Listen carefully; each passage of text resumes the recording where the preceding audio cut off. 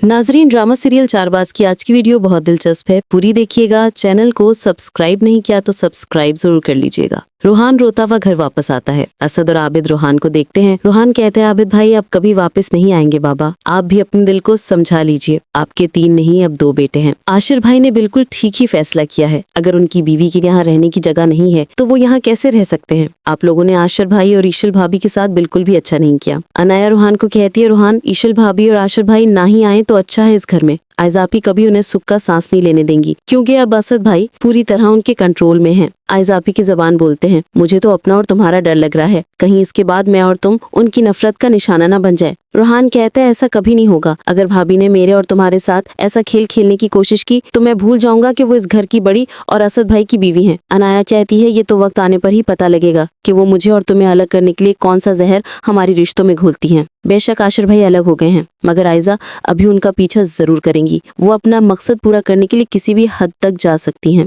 रूहान कहता है, हैरत है बाबा भी खामोश हैं, उनको किस तरह सुकून मिल रहा है। बाबा जब तक एक बार हम तीनों भाइयों की शक्ल नहीं देख लेते थे तो सोते नहीं थे, और यही हाल असद भाई का है। मुझे पूरा यकीन है सुकून उनको भी नहीं मिल रहा होगा। मुझे आशिर भाई को हर हाल में वापस लाना है, एक ट्राई और करनी है, उनकी जुदाई बाबा को खा जाएगी। अनाया रूहान को कहती है, मैं और तुम मिलकर आयजा आपी का चेहरा बेनकाब कर सकते हैं। रूहान कहता है, यार तुम चची से क्यों बात नहीं करती, वो आयजा भाभी को क्यों नहीं समझाती, आयजा भाभी हमारा घर बर्बाद करने पे क्यों तुली हुई हैं। अनाया कहती है, तुम क्या समझती हो, अम्मी ने नहीं समझाया होगा। अम्मी ने बहुत समझाया है, मगर आयजा भाभी किसी की नहीं सुनती। रूहान कहता है, मैं जा रहा हूँ, आशिर भाई को साथ लेकर ही आऊंगा। रूहान गुस्से में घर से निकलता है। आयजा रूहान को कहती है, रूहान तुम कहाँ जा रहे हो। रूहान कहता है, आशिर भाई और ईशल भाभी को लेने, मैं देखता हूँ कौन उनको घर वापस आने से रोकता है। रूहान चला जाता है। आयजा सिर्फ को कहती है, लो इसको देख लो, ये उसकी फेवर कर रहा है जो कभी हमारी थी ही नहीं। वो तो हमेशा से आशिर के साथ अलग घर में रहना चाहती थी, ईशल को मौका मिल गया। अब रूहान को ये बात कौन समझाए, अव्वल तो वो आएगी नहीं, अगर आ गई तो पता नहीं इस बार कौन सा खेल खेलेगी। मुझे तो अभी से अपने होने वाले बच्चे की फिक्र हो रही है। असद तुम रूहान को रोको, आशिर को बेशक वापस ले आए मगर ईशल को नहीं। असद कहते और आशिर कभी ईशल के बगैर वापस नहीं आएगा, मुझे पक्का यकीन है, मगर आशिर मेरा भाई है, ना चाहते हुए भी मैं ईशल को फिर से इस घर में कबूल कर लूंगा। बाबा की परेशानी मुझसे देखी नहीं जा रही, बेशक वो मुंह से कुछ नहीं बोल रहे, लेकिन उनके दुख का मुझे अंदाजा है। आशिर जुरैना और वजाहत को कहता है, अंकल आंटी मैं आप पर बोझ बन गया हूँ, आपकी नाराजगी भी जायज है। मैं ईशल को इसका जायज हुकाम दिलवाने में नाकाम रहा, मगर अब वादा करता हूँ ईशल के साथ कभी कोई जाती नहीं होगी। बस मुझे 2-4 दिन दीजिए, मैं अपने लिए और ईशल के लिए अलग घर का बंदोबस्त कर लूंगा। मुशाहिद कहता है, बेटा ये घर ईशल का है तो तुम्हारा भी है, हमें तुम्हारे यहाँ रहने पे कोई तकलीफ नहीं होगी। हमें तो खुशी होगी कि हमारी बेटी हमारी नजरों के सामने है। फिर भी अगर तुम्हें यहाँ रहने पे उलझन हो रही है तो हमारा फ्लैट हाजिर है। ईशल खामोश थी। आशिर कहता, नहीं अंकल, मेरा जमीर ये कभी गवारा नहीं करेगा। मैं ईशल को वो घर दूंगा जहाँ ईशल को कोई तकलीफ नहीं होगी। घर छोटा जरूर होगा लेकिन मोहब्बत से भरपूर होगा। ईशल कहती है, आशिर मुझे तुम पर पूरा भरोसा है। आशिर चला जाता है। जरीना कहती है, वजाहत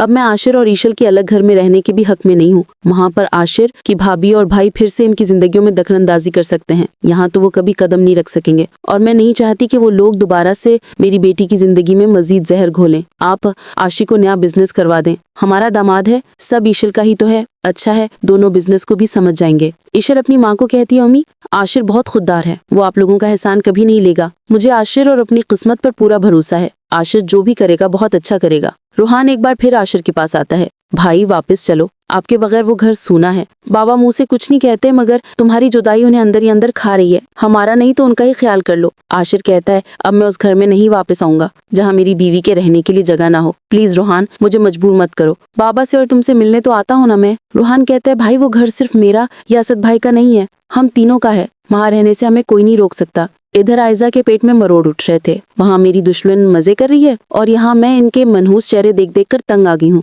जैसे इनका कोई मर गया हो। असद भी जब से आशिर गया है खामोश खामोश रहते हैं, और ये अनाया की बच्ची, इसको तो मुझे सुनाने का मौका चाहिए। दिल करता है ईशल को छोड़कर पहले इसे घर से निकाल देती, ये मेरी बहन कम और दुश्मन ज्यादा है। अनाया आयजा के पास आती है, क्या बात है इतना बड़ा घर, सब घर के लोग नौकर चाकरों की तरह आपकी जी हजूरी करते हैं, आपकी अना को तो फुल तस्कीन मिल रही होगी। आपी आशिर और ईशल को निकाल दिया, मुझे भी बता दें मुझे इस घर से कब निकाल रही हैं। आशिर का ससुर तो बहुत अमीर है, उसने कम से कम आशी को रहने के लिए जगह तो दे दी। मैं सोचती हूँ मैं कहाँ जाऊंगी, अपने घर भी नहीं जा सकती क्योंकि वहाँ तो आप मेरा जीना हराम कर देंगी। वैसे ईशल के साथ जाने अनजाने में अच्छा ही हो गया, कम से कम अब से जान तो छूट गई। अब वो आशिर बहुत खुश है। रूहान मुझे बता रहा था कि वो हर रोज आशिर और ईशल भाभी से मिलने जाता है। वैसे आशिर भाई और ईशल भाभी से मिलने के लिए मेरा भी दिल कर रहा है। आयजा कहती हो अपनी बकवास बंद करो। इस घर में कुछ भी उल्टा सीधा हो उसकी जिम्मेदार तुम मुझे समझती हो। बाज आ जाओ अपनी हरकतों से। मेरा सबर जिस दिन जवाब दे गया ना तो तुम भी इस घर से धक्के मारकर निकली जाओगी। मेरा कुछ नहीं जाएगा। मेरी साइड लेने वाला बहुत जल्द आने वाला है।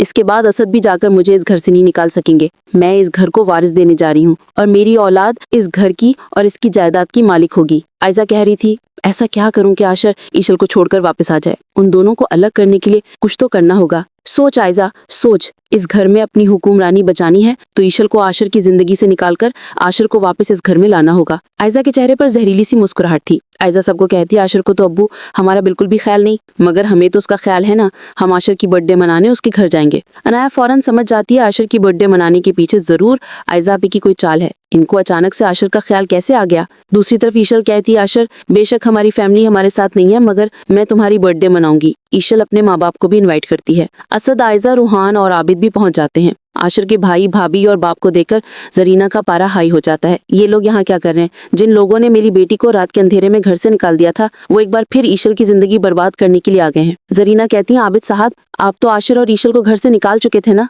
अब किस मुंह से यहाँ आए हैं? क्या ताल्लुक है आप लोगों का इनसे? जाइए अपना काम कीजिए। आबिद की तबीयत अचानक से खराब होना शुरू हो जाती है। ईशल अपनी माँ को रोकती रह जाती है। आयजा जरीना को कहता है आंटी खामोश हो जाएं, ये मेरे पापा हैं, मैं इनकी इंसल्ट बर्दाश्त नहीं कर सकता। आशिर ईशल को छोड़कर अपने बाप को हॉस्पिटल लेकर आता है। आशिर ईशल को कहता है ईशल तुम चली जाओ, मैं अब उस घर में नहीं जाऊंगा जहाँ मेरे बाप की इज्जत ना हो।